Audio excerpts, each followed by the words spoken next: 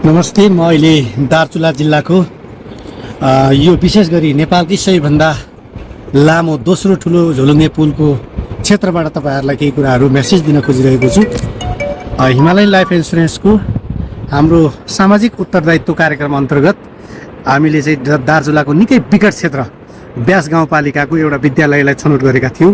त्यो विद्यालयमा भएका विपन्न करिब 320 जना विद्यार्थीहरूलाई हामीले अहिले चाहिँ स्कुले विद्यार्थीहरूको लागि ब्याग वितरण गर्ने कार्यक्रममा जाँदैछौँ र जाने क्रममा बाटोमा यो झोलुङ्गे पुल देखियो। हामीले बुलेरो गाडीले सामु लिएर अगाडि जाँदैछ। यहाँ देख्न सक्नुहुन्छ यो बाटो चाहिँ यो मोटर बाटो हो भने यो डाइरेक्ट आउनका लागि चाहिँ यो झोलुङ्गे पुल बनाइएको रहेछ। अत्यन्त सुन्दर यता देख्न सक्नुहुन्छ। यस्तो पर्यावरण भएको यो देश र दार्चुला जिल्ला आफैमा पनि तपाईँको लिपु लेक टिङ्कर र गर्दाखेरि चर्चामा आएको जिल्ला हो र यसको मनोरम प्राकृतिक सुन्दरताले अझ यसमा रौनक थप्ने काम गरेको छ भन्दै यहाँहरू पक्कै पनि यस्तो क्षेत्रहरूमा घुम्नका लागि आउनुहोला। रमाइलो क्षण छ र प्रकृतिको अनुपम रमणीयको फाइदा लिनुहोला, यही सन्देश दिन चाहन्छु।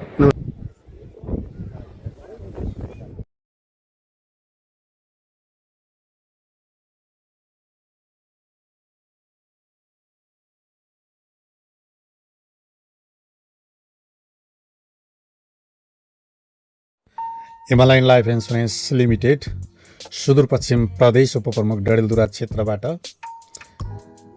सुदूरपश्चिमको विकट पहाडी जिल्ला दार्चुलाको हिमाली गाउँपालिका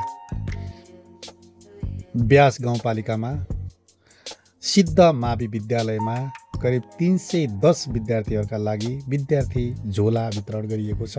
सामाजिक उत्तरदायित्व कार्यक्रम अन्तर्गत संस्थाले यस्ता कार्यक्रमहरू हरेक वर्ष विभिन्न जिल्लामा गर्दै आएको छ।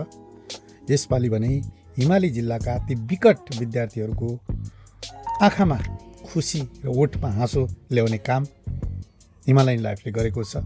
यो संस्थागत सामाजिक उत्तरदायित्व कार्यक्रमबाट पक्कै पनि हामीले विद्यार्थी भनेका भविष्यका देशका कर्णधार हुन् र संवाहक हुन्।